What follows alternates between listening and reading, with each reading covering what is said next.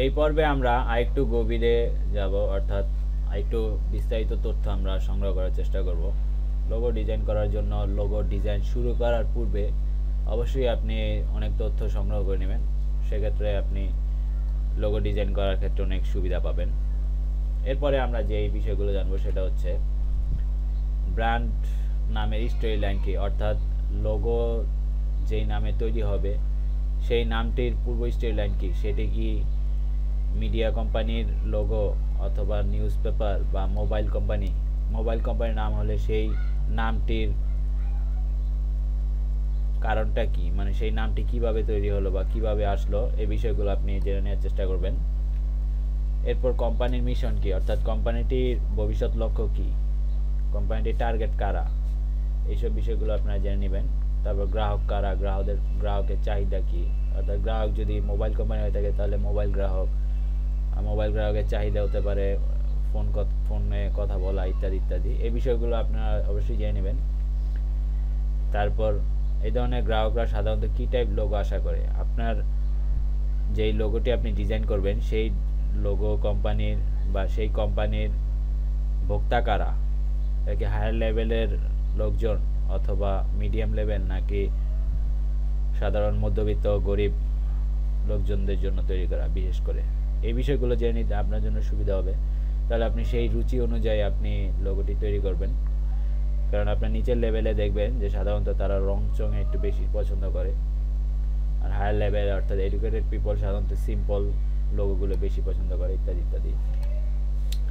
তারপর যে বিষয়টি সেটা হচ্ছে আপনার করা লোগোটি কে সিলেক্ট করবে, অর্থাৎ সেই কোম্পানির যদি এমডি হয় তাহলে সেই এমডি সিলেক্ট করবে নাকি, এটা আপনি শিওর হয়ে নেবেন।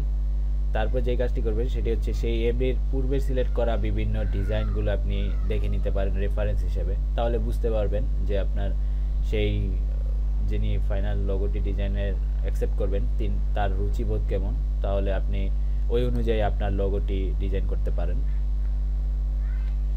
এরপর কোম্পানির গ্রাহক সংখ্যা কেমন, অর্থাৎ কোম্পানির গ্রাহক যদি অনেক হয়ে থাকে তাহলে হয়তো একটু ভিন্ন মতামত হতে পারে, সেই জন্য একরকমভাবে হবে, অথবা কিছু নির্দিষ্ট সংখ্যক গ্রাহকের জন্য যদি হয়ে থাকে সেক্ষেত্রে লোগোটি হয়তো বা খুব বেশি চিন্তা করে করতে হবে না, কারণ গ্রাহক কম ইত্যাদি ইত্যাদি।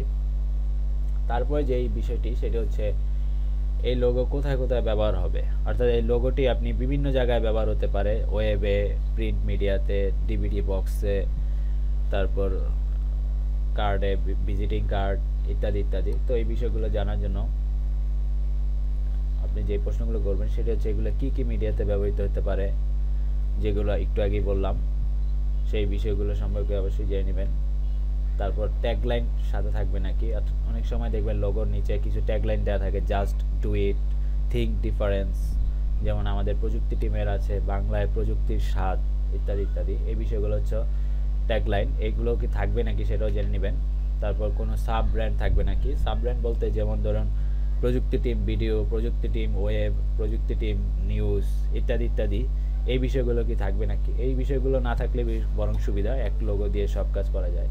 তবে আলাদা থাকতে পারে, যেমন প্রিয় টেক, তারপর প্রিয় ব্লগ ইত্যাদি ইত্যাদি, অনেক বিষয় রয়েছে। তারপর লোগোটি কেমন হতে পারে, শুধু টাইপ অর্থাৎ শুধু টেক্সট থাকবে, নাকি সিম্বল আর টাইপ দুটিই থাকবে, নাকি শুধু সিম্বল থাকবে, এই বিষয়টা আমরা উদাহরণ দিলে ক্লিয়ার হয়ে যাবে। যেমন প্রযুক্তি টিম, এটা শুধু টাইপ বা টেক্সট শুধু এটাই থাকবে, এটাই কি একটা লোগো, নাকি এর সাথে সিম্বল থাকবে, নাকি শুধু এরকম সিম্বল থাকবে। এটি একটি সিম্বল, এখানে আমি মিনিং করছি, মানে আমাদের প্রযুক্তি টিম মিনিং করছে প্রাইমারি কালার দিয়ে বোঝাচ্ছে, তিনটি প্রাইমারি কালার সাথে সেকেন্ডারি কালার একটি রয়েছে। প্রাইমারি কালার মানে আমাদের ইউনিক আইডিয়া, মানে আমাদের আইডিয়াগুলো মৌলিক এবং চারজন মানুষ একসাথে বসে কাজ করছে, অর্থাৎ এটি টিম। তো টোটাল মিলে আমাদের প্রযুক্তি টিম। এরকম সিম্বল থাকবে নাকি টেক্সট এবং সিম্বল দুটিই থাকবে, সেই বিষয়টি জেনে নেবেন। এবং এখানে আমরা ট্যাগলাইন দেখতে পাচ্ছি বাংলায় প্রযুক্তির স্বাদ, এটাই হচ্ছে প্রযুক্তি টিমের ট্যাগলাইন। তো এই বিষয়গুলো আপনি পরিষ্কার হয়ে জেনে নেবেন, তাহলে আপনার পরবর্তীতে লোগো ডিজাইন শুরু করার ক্ষেত্রে এই বিষয়গুলো আপনার কাজে লাগবে এবং পারফেক্ট একটি লোগো ডিজাইন করার জন্য আপনি অনেক দূর এগিয়ে যাবেন। ধন্যবাদ।